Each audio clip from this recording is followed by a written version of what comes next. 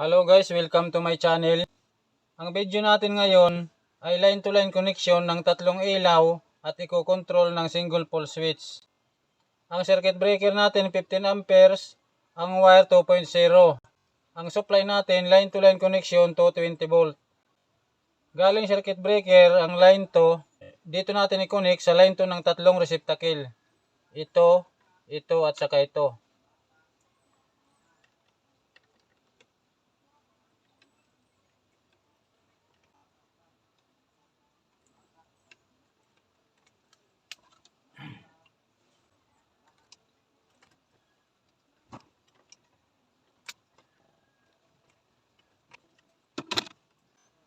Itong line to, dito ito nakakonect sa inner part ng receptacle. Pati dito.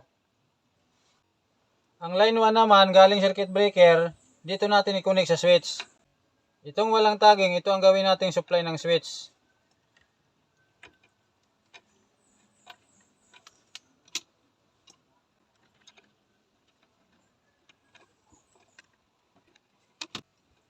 Ang dulo nito, dito natin i-connect sa switch.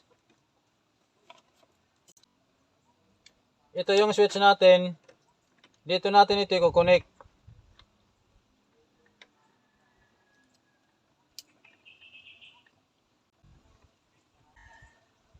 Itong may tagging na isa, ito ang magiging return ng switch. Dito yan.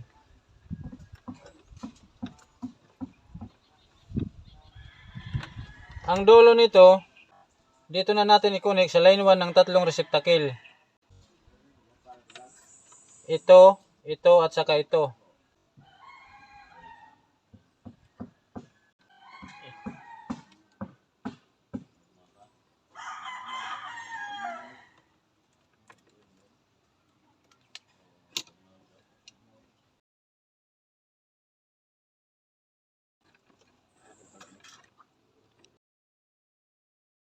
Itong line 1 na galing switch, dito yan nakakunik sa threaded part ng receptacle.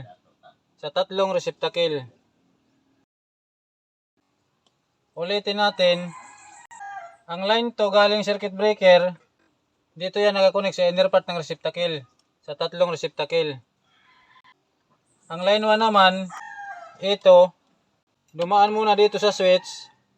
Paglabas dito sa return, ito na yan, pumasok uli sa threaded part ng receptacle. Dito sa tatlong receptacle. Ang line 2 sa inner part, ang line 1 sa threaded part.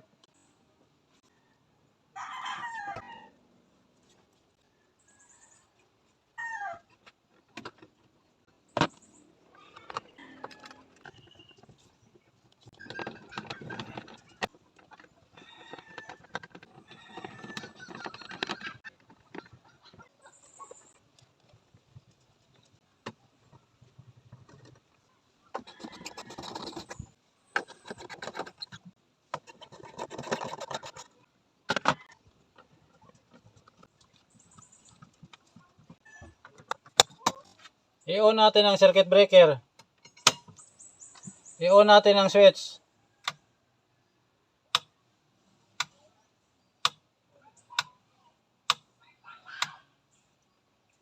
So, functional yung gawa natin.